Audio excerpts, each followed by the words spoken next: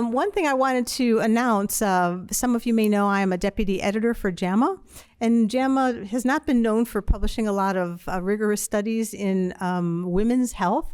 And that is changing. And so we are looking for rigorous studies to be in JAMA. Some of you have helped. Sandy, thank you. There's others who've helped. Cynthia has helped. So thank you very much for helping us get the high quality studies and opinion pieces into JAMA. And I will be the editor-in-chief of the new JAMA Super Channel site where we collate all of women's health stuff across JAMA.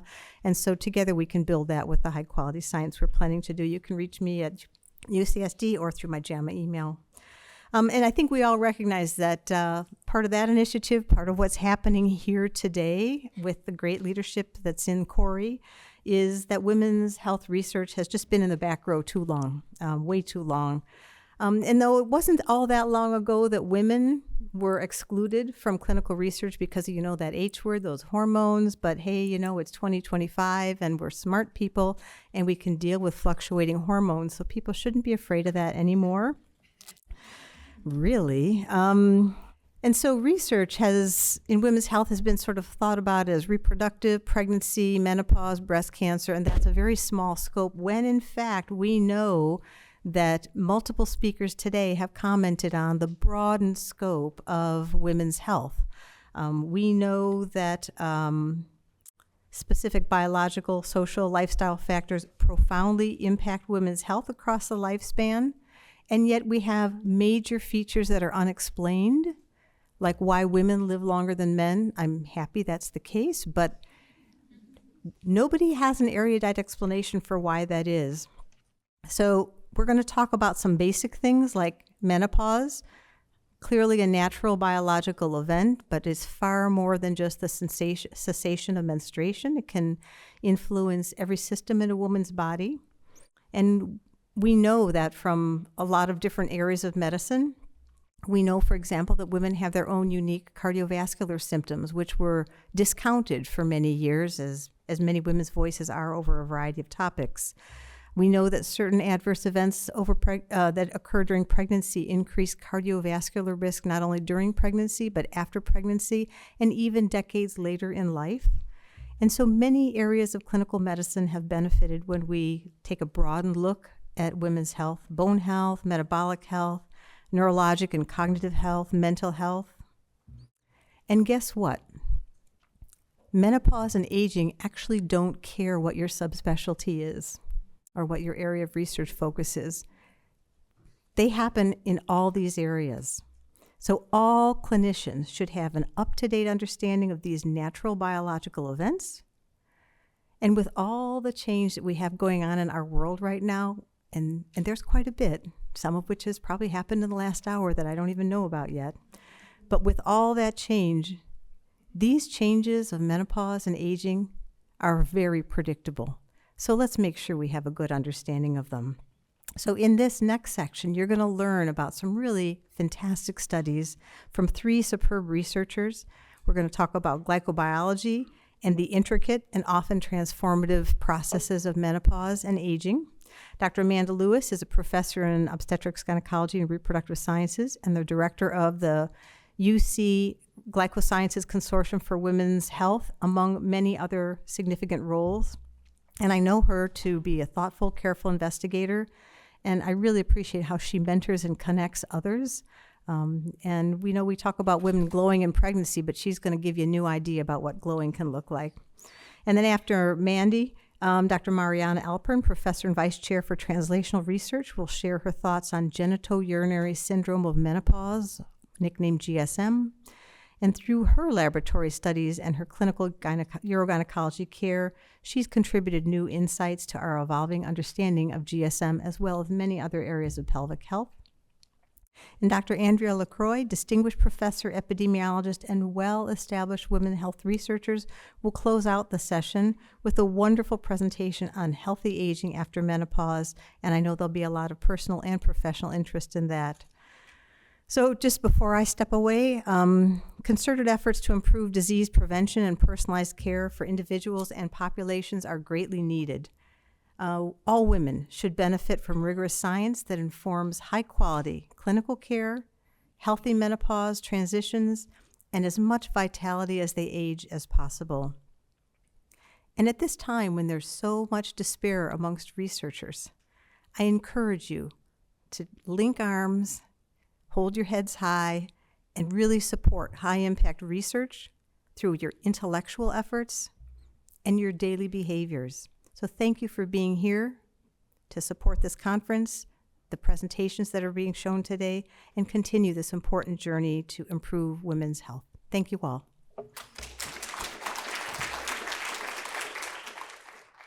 Thank you. Really kind things to say about me. Thank you. So I'm here today to talk to you about glycobiology, and specifically the glycoscience of women's health, which is an initiative that we're really working on over in the Glycobiology Research and Training Center, of which I am the co-director. So we often think about carbohydrates as something that we eat and break down, but really carbohydrates also build us up. They're an integral part of how we function and who we are. They're a major building block of life, really the most abundant on the planet when you start considering things like cellulose. All living things express glycans, and their composition impacts cellular identity and function. They're part of normal physiology and disease. Glycans and glycan processing enzymes are common as drugs and drug targets. Think about heparin. And as in biochemistry and molecular biology, the study of glycans spans every discipline and every area of research. So show of hands, how many have had formal education in molecular biology? Almost everybody. Okay, how about glycans? Okay, 3 of us. So that's why we're here at the Glycobiology Research and Training Center. And we connect not only folks here at UCSD, but at institutions across San Diego and in California in general. And we're over here located on this campus in the Israni Biomedical Research Facility on the 4th floor. And despite the fact that you see me surrounded by all of these men, it is in fact true that most of them are working on some aspect of women's health, sex differences research, or reproductive science, or infant health. To introduce you to the glycoscience of women's health and what we're trying to do in this area, our objective is to stimulate and support pioneering research collaborations and support the trainees that use the science of glycans to advance women's health. So we've had a little bit of seed support for our growing initiative. Our program manager, Jonathan Vega, has been key to bringing all of this together. We've got a philanthropic gift from Nissi and Ajit Varki, for which we're very grateful. The Borough's Welcome Fund has also given us a little bit of money, and I'm hoping to convince them to give us a little bit more. And the University of California Office of the President, UCOP, also supported this through the Multi-Campus Research Initiative. So through that initiative, we were able to do some research projects to allow for pilot funding in our core facility that does analytics of the major classes of animal glycans. We're also able to support some of our education functions, as well as travel and support for our annual symposium. And so these are the research projects and sort of the spectrum of work that we've been doing, ranging from the vaginal microbiome to maternal fetal tolerance, preeclampsia, how antibody glycosylation impacts infectious diseases like COVID, as well as things like pelvic floor and urinary tract disorders. And like I was mentioning, we have a core facility that actually assists in the analysis of all the major classes of human glycans. So if you start to find in your omics analyses that you don't actually see the glycans there, but you see some glycoproteins or some other types of glycosylated molecules, you can email me and I can try to help connect you so that you can look at the glycans in addition to the DNA and the RNA and the other molecules of interest. So our Glyco Bootcamp provides specialized research training. It's a 2-week hands-on summer workshop at UCSD where the trainees come in and actually learn in our core facility how to analyze all the major classes of glycans. In the past couple of years, we've been doing actually this based on research projects, based on research samples. And the project there has been related to sex differences in mouse models of diabetes. But we're going to be expanding that and hopefully centering it more in the context of women's health. So I'm in the aging module here, and so I thought it would be important as I transition into telling you a little bit about my own research on the human vaginal microbiota to sort of mention that the vaginal microbiome changes as we age.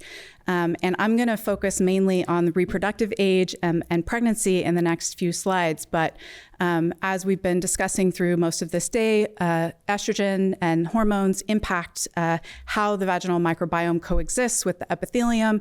And this can become really important in menopause. But I only have very beginning projects in that area, so I won't talk about those today.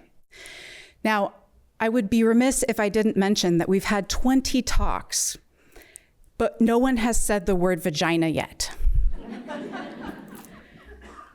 We do have many aspects of women's health to cover, of course. But I want to tell you a little bit about the vaginal microbiota. So in most women, there's a lactobacillus dominant microbiota. But in some women, this condition called bacterial vaginosis develops. And it's actually a third of us, almost, that can experience this condition, which can kind of come and go. But it's been linked with a huge variety of health complications, including sexually transmitted infections of virtually all of them. And this actually includes the development and aggressiveness of pelvic cancers, cervical cancer, urinary tract infections, ascending infections in pregnancy, preterm birth. Really, the list goes on and on. Pelvic inflammatory disease, endometritis, infertility. And the problem is that we really don't understand the etiology of this condition. And so you can treat it and sort of the symptoms sort of go away for a bit. But in more than half of women, there are recurrences within a matter of weeks. And so this is a real problem. And my lab is mostly doing basic science to study the bacteria that are and the processes that are at the root of this. So you're asking yourself, how did the glycans come into this? After a couple pictures, I will tell you, but first I want to stun you with these beautiful scanning electron micrograph images where we can see the surface of the epithelium, and these arrows are pointing to lactobacilli. So you can see they're kind of spaced, few and far between, and the epithelial surface itself is more or less smooth.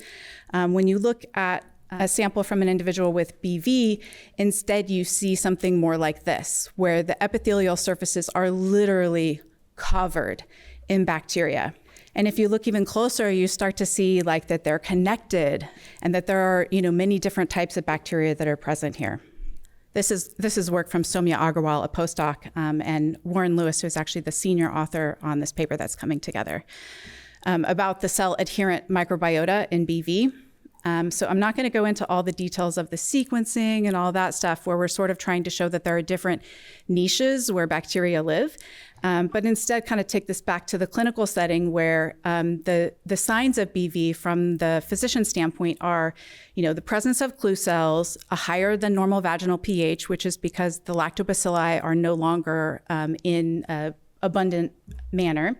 The so-called whiff test, which is essentially a fishy odor, and abnormal discharge, which I'm going to get more into, which we think is the result of glycan-degrading enzymes. So I got interested as a glycobiologist in studying bacterial vaginosis when I first started my lab, and I had noticed in the clinical literature that it had been reproduced a number of times that individuals with bacterial vaginosis have high sialidase activity. And moreover, that if you take among those individuals that have bacterial vaginosis, you can kind of separate them into ones that have low sialidase activity and ones that have higher sialidase activity. And those that have high activity have these early pregnancy losses and preterm birth. And this enzyme activity has also been independently associated with reduction of mucus viscosity, increased risk of preterm birth, placental infection, as well as recurrent bacterial vaginosis. So what is sialidase? Sialidase is an enzyme that removes sialic acid residues. So don't let this confuse you because there are a lot of different kinds of glycans here. But glycoproteins can have serine or threonine-linked glycans called O-glycans or asparagine-linked glycans called N-glycans, and both of those can have sialic acids, which are present on the terminal ends of these carbohydrate chains.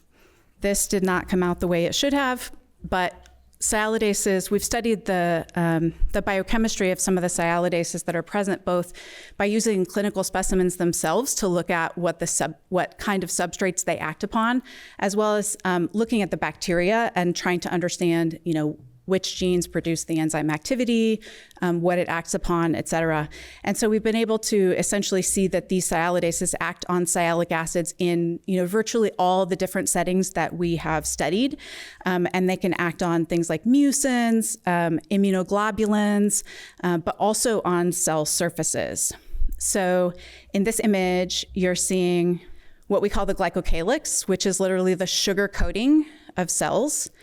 And so unlike the other one, which was a scanning electron micrograph, this is a transmission electron micrograph, so it looks a little bit different. And you can see with this particular ruthenium red staining, this fuzzy coat, which are the glycans that are present on the cell surface.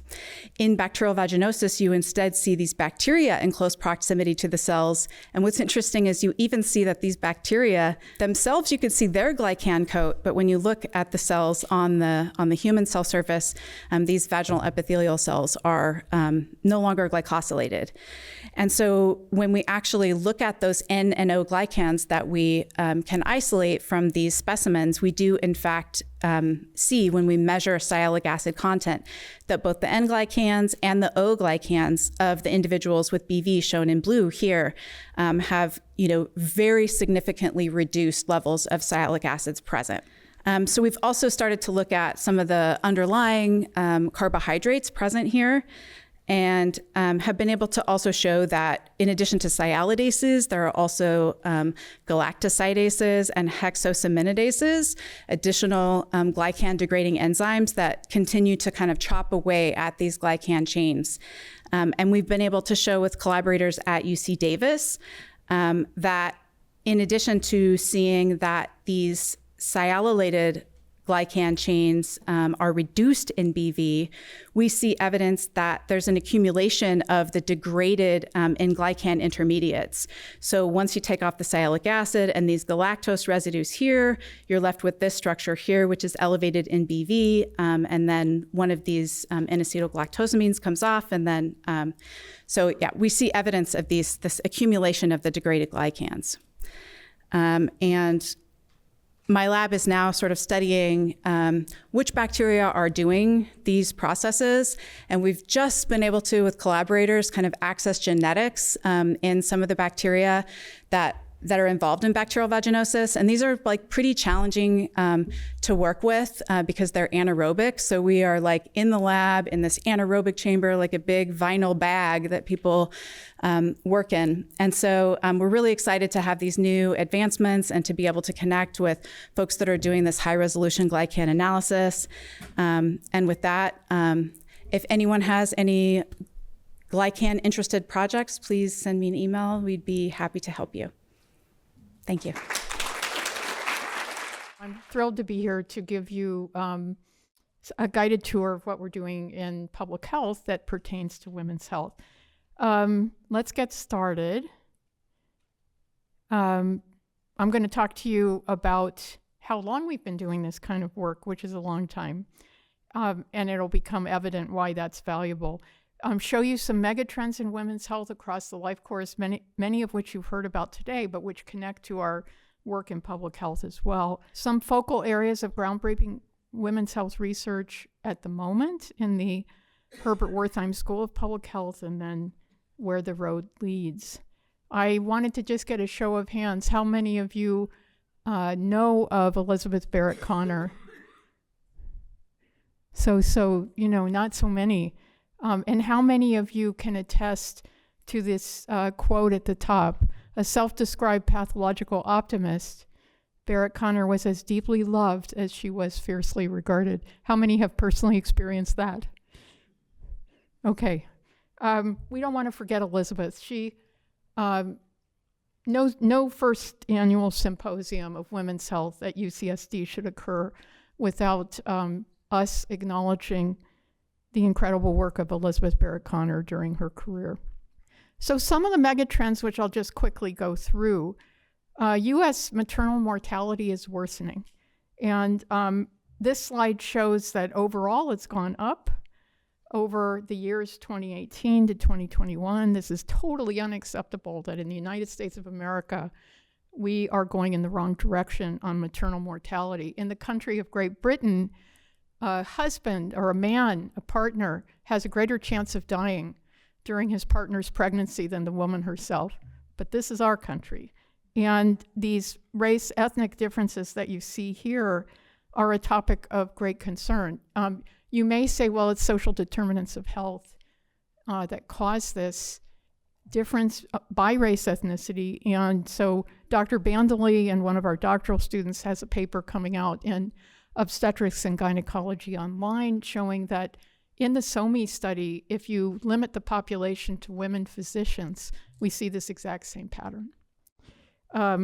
So we need to understand why women still die in childbirth in our country and turn this around for sure. Marnie Jacobs already talked to you about the many ways in which early life pregnancy complications are associated with increased risk of chronic diseases. And this slide shows all the different chronic diseases that she mentioned. I won't go through them again, but they're cardiovascular and diabetes and heart failure, stroke, all over the place here. So this limits, these pregnancy complications have been the focus of a lot of work in public health these last 10 years, I would say. And we know that because this life course factor affects our later life risk of chronic disease, it's also life limiting to have had these. You may have noticed that there's been a lot of talk about menopause in the news, on Oprah, on your social media feeds. This is a recent paper in Maturitas showing social media posts related to the menopause. I'm guessing one of these peaks, we are blue, actually, the USA. I don't know what's causing these peaks in the UK, but our two countries have the most talking going on. And the talking seems to be saying, look, doctors don't get enough training in how to handle menopause, so women are undertreated. They seem to be saying that women don't understand what this is. How many of you women, how many of you had your mothers talk to you about their menopause experience? So that's good. That's good. Keep talking to her. And so we wanted to do something about this situation. Increases in life expectancy have reversed in our country for both women and men. And you can see this persistent differential, which Dr. Brubaker talked about. We don't understand why women live longer than men, or we have lots of ideas about it. You can also see that we've lost ground due to the pandemic that we have yet to make up. Things are looking a little bit better in 2022, but who knows? This for us is a big vital sign of health in our country, and it's going in the wrong direction. And then this is a slide to set up Dr. Banks, who will give you a quick talk on her efforts to deal with menopause in older women. And so this graph shows age-adjusted death rates for the top 15 overall causes of death in 2023.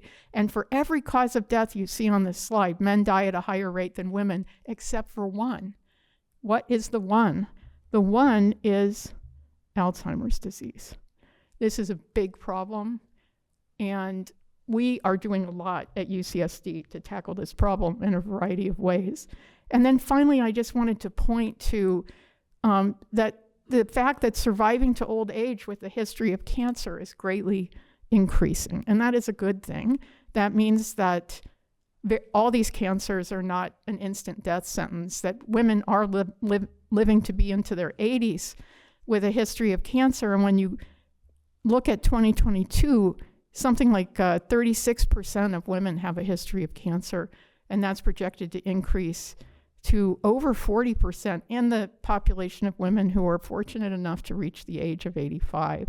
So there's this burgeoning increase in surviving to old age with history of cancer. And we want to do something about that because cancer survivorship in women is not the same as if you didn't have cancer, at least for many women. So here's a whirlwind tour of some of our School of Public Health healthy aging studies.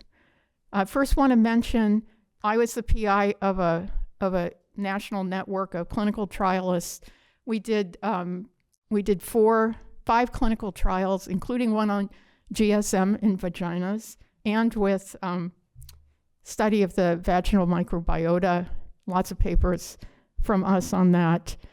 We wanted to make sure that we hadn't done all these trials in vain and had women not learn anything from what we learned, in addition to all of our colleagues and all their work. Irene Sue helped develop this website. You're welcome to go peruse it.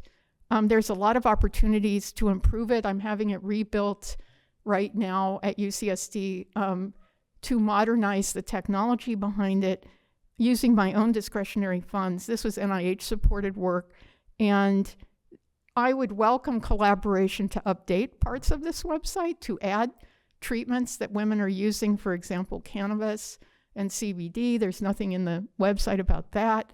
I would welcome, we're in the process of responding to reviews to publish a randomized trial. We did completely online testing mymenoplan.org against reputable menopause websites for outcomes like knowledge about menopause and intention to change treatment, clarity, things like that. Please take a look. I don't get to play any tapes for you from this, but it's an important tool, digital tool, evidence-based, unbiased, no drug company money, so that women can have a place to go. And we thought that that would be replaced because there was a congressional law, at least passed by the House, I don't think it passed both chambers, to do a bunch of things to improve the state of menopause care in our country, including developing a comprehensive website. But I'm just guessing that's not going to happen anytime soon. And so our website has become important for another several years, which is why we're going to invest in making it the best it can be. So can we predict longevity is another area of research in the School of Public Health. And in particular, we're also interested in not just longevity, survival to advanced ages like 90, 95, 100, older than that, but are you surviving in good shape without physical disability and without cognitive disability? So the difference between the B and C groups here are the duration of experiencing functional limitations physically or cognitively. The B, these people are living longer. Women tend to live longer, but we also have more functional limitations than the men. And then the A group here is a group that died earlier. So I've been a PI of the Women's Health Initiative I've been involved in the Women's Health Initiative since 1992. I showed up to my first meeting pregnant with twins, and my babies are 31 years old now. So this study, we recruited, thanks, that's perfect. We recruited almost 162,000 women from across the United States, and we did the recruitment from 93 to 98, and now we're still following them, and we have thousands of women who have died. We have thousands of women who are still with us, and we are able to study. We have thousands of women who had the opportunity to survive to age 90, 95, 100, which means that we have this natural experiment, which is not replicable in any database, including the UK Biobank, because we can compare women eligible to survive to a given age to women who were eligible but didn't make it, and with and without all these different functions intact. So one of my doctoral students who's graduated, Purva Jain, published this paper in JAMA Network Open looking at some of the early epigenetic clocks in relation to healthy longevity. So on the left here, we have the odds of surviving to age 90 with intact mobility at the top, and with intact mobility and intact cognitive function on the bottom. And then on the right, we have survived to age 90, but your physical function was not intact. You had compromised mobility, and on the bottom, compromised mobility or compromised cognitive function. And what you can see with these early clocks is we were able to show that they predicted survival to age 90. And they predicted it both with and without intact function. And that's probably because they were all trained using machine learning and AI on phenotypes that didn't include cognition. So an important direction is to get to training some of these epigenetic clocks, including the things that we want to see maximized in later life. This is my colleague, Aladdin Shadiab. He is associate professor in the School of Public Health and in geriatrics and medicine. Well published. He has led the way on our longevity studies in the Women's Health Initiative.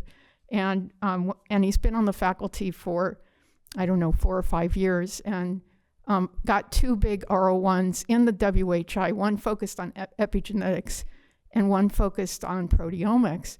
And so we've got a huge amount of data now on these 2 types of omics. And I have to speed along, but this is data that are unpublished, that are accepted for presentation at the AAIC meeting in Toronto this summer. And you can see we're now up to like 16, 17 clocks.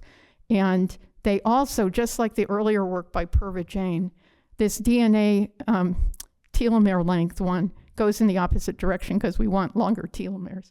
Everything else is age acceleration. We want lower age acceleration. So these all go in the right direction. They're mostly statistically significant. The later clocks have a stronger association than the earlier ones. And there's not a material difference in how well they predict these 2 separate phenotypes, survival to age 90 with preserved cognition versus without preserved cognition. But we can make this happen. We have the data to figure out how to predict survival to age 90 with preserved cognition, which is obviously the only way I want to survive to age 90 if I get to do that. Wanted to say something about our many physical activity studies. I've had 2 R01s in this space where we used accelerometers to measure physical activity and sedentary behavior. Both were funded by NHLBI, the second one's still going on. And what we found here was that accelerometer measured physical activity predicts all these different cardiovascular outcomes. And we showed for the first time in older women that even light physical activity, which would not register, it's very poorly measured by questionnaire, is associated with a reduced risk of cardiovascular disease. Also, steps per day are super interesting, and I'm going to illustrate how we deploy some of these analyses by introducing you to Dr. Nguyen, who's a postdoctoral fellow on the cusp of joining our faculty. Steve, are you out there? Yeah, there he is in the back. And he is studying why is it that physical activity is associated with a reduced risk of Alzheimer's disease and dementia, especially using proteomics. So that's it. I have Sherry Hartman here too. If you want to do a study on behavior change, these slides show that Sherry knows how to change behavior, and she's with us today. And if you want to know the outcome of this study, you have to go to Grand Rounds. These are 2 unpublished papers, but I wanted to make you aware of them. And then back to Elizabeth Barrett-Connor's Rancho Bernardo study. These data are freely available, and Donna Kritz-Silverstein is someone you can contact, but you can also just go to the website here, nitucsd.edu, and download any data that you want. There's a lot of it. And then finally, Linda McAvoy, who's an emeritus professor, is the PI in Seattle now of the Adult Changes in Thought study, which is also an awesome cohort study I've been involved with since I was a young woman. So thank you very much, and enjoy the rest of the day, and thanks for having this wonderful conference.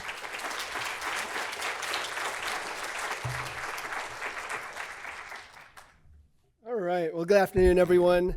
I'm here to briefly introduce some of the ways that the Stein Institute for Research on Aging can help support research into women's health. So Syra is committed to supporting innovations that increase health span for everyone. And in order to drive these innovations, what we're doing is we're conducting research on healthy aging, we're training scientists who are interested in healthy aging, and we're also promoting the integration of our research within diverse communities. So I have the privilege of overseeing CIRA's very diverse research program. And in addition to doing our own work, we're committed to providing resources that support research that's focused on healthy aging. I'm just going to summarize some of these resources today. One of these resources is our Geroscience Lab and Core facility. Here we facilitate biomarker discovery and testing. We get a lot of use out of our mitochondrial bioenergetics resource. We have a lot of users who are doing basic, clinical, translational, and epidemiological research. In the upcoming year, we have new resources for supporting exposomics research and also epigenetics research with the recent recruitment of Michael Corley. We also have a geroscience clinical research facility. This is where we do our geriatric research assessments. It's also the home for our study coordination and management. So our clinical studies include randomized clinical trials, both academic and industry sponsored. I'm also happy to say that every year we have a pilot awards program that awards up to $40,000 to support early stage research. The next call for pilot awards comes out on Monday, so you heard it here first. I'd also like to share our 2024 awardee, Tatiana Henderson, and her project, The Impact of Aging on Pelvic Skeletal Muscles. We're very excited about that. Some of you may have heard about SAGE and SAGE 2.0. So SAGE stands for the Successful Aging Evaluation. This is our prospective cohort study that's been ongoing now for over 15 years. The original cohort was comprised of 1,800 randomly selected adults across San Diego County. We're now completing the recruitment of our 2.0 cohort, where we've added 750 new participants and significantly expanded diversity in terms of the demographics and the geographic locations represented. This data is available upon request, and we welcome you to submit analysis plans. Stein is also home to a very unique living lab. So we have a dedicated research space embedded within the Belmont Village living community here in La Jolla. We've done pilot projects in the living lab, including a falls prevention intervention and a resilience program. We also support research that's evaluating and designing technologies for older adults. We also have an intergenerational program that brings together residents of Belmont Village and medical students. So these are the ways to get in touch with us and stay in touch with us. So please take a picture, and I look forward to hearing from you. Thank you. Hello, my name's Sarah Banks. I'm in neurosciences, and I'm very privileged to be here today. So thank you to the organizers for inviting me, and to Dr. LaCroix for setting up my talk so nicely. So I have 3 minutes to convince you a little bit about Alzheimer's disease in women, and specifically why sex differences matter, and tell you a bit about what we're doing to learn about that here at UCSD. So firstly, Alzheimer's disease differs in very key ways between women and men. So one of those ways that I've become particularly fascinated with is in the pathology. So the two hallmark pathologies of Alzheimer's disease are amyloid and tau pathology. And tau specifically shows very distinct patterns in women compared with men, specifically during the mild cognitive impairment phase, so that area between normal cognition and dementia. Women, for some reason, have what I call it an inferno of tau. So compared with men who have a kind of a linear addition of tau over time, women have this kind of blossoming of tau. And we don't know why that is. And learning the key to that might help us with better treatments and diagnoses down the line. Secondly, Alzheimer's disease is missed frequently in women. And that's partly because we're just better naturally at verbal memory tasks, and that also happens to be how we test for Alzheimer's disease. So that's a big problem. But despite this, 2/3, as we heard earlier, of Alzheimer's cases are women. So perhaps we can crack the code in Alzheimer's first, and that'll help everyone who might get this. The second big issue is that treatments haven't really worked yet. So the graphic there that you see on the left is all of the trials that were underway in 2022. Each of those trials costs millions to billions of dollars and takes about a decade. And so far, there's been a more than 99% failure rate. So that's a big problem. And even medications that do get through, such as the new medication Leqembi, when we break it down by women and men, the women in the study did not show a benefit. Despite that, it was FDA approved. Personally, as someone who works in Alzheimer's and as a woman, I see that as a bit of a problem. There is new hope and breakthroughs of understanding of modifiable risk, which is a lot of the work that we do here. And we think that sex stratification might help us find effective treatments. Thirdly, there are differences in risk factors in Alzheimer's disease. ApoE4 is the strongest genetic risk factor, and it's a much stronger risk factor in women than it is in men. Modifiable risk factors like exercise and sleep just hit differently in women than men, which is something that we're looking into. And we miss a lot of that modifiable risk due to gender bias in medicine. So what are we doing about that here at UCSD? Well, we have two big NIH funded for now projects. The Women, Inflammation and Tau study, which has been going on for a few years. And I just want to mention a few of the highlights that we're finding with our early results there. One is that sleep apnea is incredibly common in these women. They all get a home sleep test. More than 70% of the women in the study, only 1 or 2 of them came into the study knowing they had sleep apnea. More than 70% of them have it, and half of those have moderate to severe apnea. So massive thing that's being missed. Going back to that gender difference and gender bias in medicine, women tend not to snore loudly when they have sleep apnea. And that's the way that it's kind of screened by primary care. Do you snore? Do you snore loudly? Generally, women do not, even though many, many of them have this. Other things like diabetes and prediabetes, we've heard a little bit about them, and we're looking at how that actually interacts with sedentary lifestyle to predict tau pathology. And lastly, I just want to mention our Black women inflammation and tau study. Black women are at the highest risk of any demographic group to get Alzheimer's disease. So we have a study that's really specific to Black and African-American women, leveraging what we can do now with blood biomarkers. So I'm happy to chat with anyone more about that and brag about our research all day, because I think it's very important.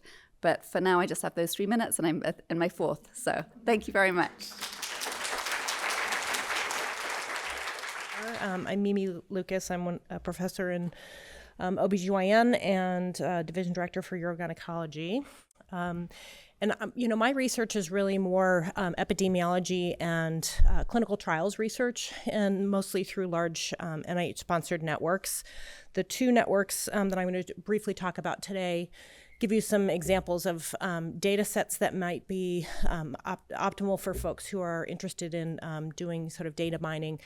I'm going to talk a little bit about these 2 major networks studying female pelvic floor disorders. And the first one is called the Prevention of Lower Urinary Tract Symptoms Network, or Research Consortium, which is an NIDDK-sponsored kind of a different approach to trying to study urinary symptoms, looking at not necessarily disease and factors associated with disease, but really trying to figure out what is healthy and how to identify factors to promote health. And so this is a 10-year endeavor where we developed instruments, validated tools to measure bladder health and function, and collected a lot of covariate data from a large population of community-dwelling women, around 3,000 across the country. There's also 2 other networks that are sponsored by the NIDDK that do LUTS research.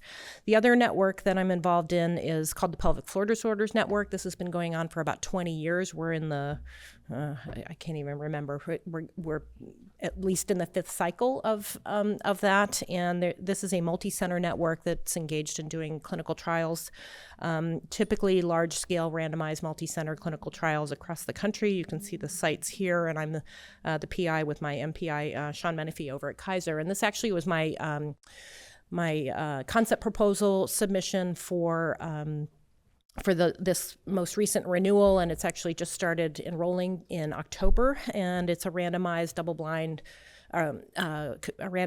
controlled trial, superiority trial of 2 different minimally invasive approaches for stress urinary incontinence, where patients are randomized in the operating room. We were able to get donated products from the companies, and we're looking at a patient-centered global impression of improvement outcome at 12 months.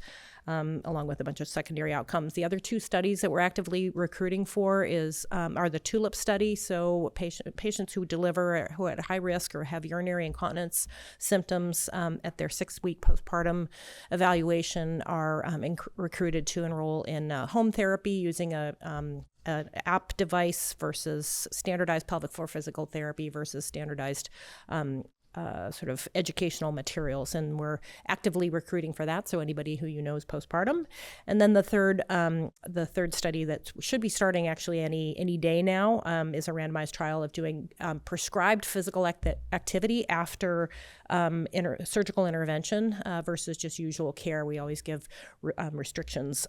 So these are all trials that are collecting data available for secondary analyses, and I'd be happy to talk to anybody about those trials if you want.